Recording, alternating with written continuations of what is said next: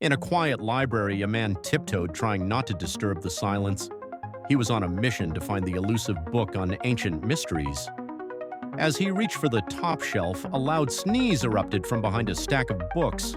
"Bless you," he whispered, startled. "Thanks," replied a voice. "But I was just practicing my silent sneeze for the quietest sneeze championship." The man chuckled. "Well, you might need more practice." They both laughed, breaking the silence. Remember, laughter is the best way to break the silence. Hit the like button, subscribe, and leave a comment.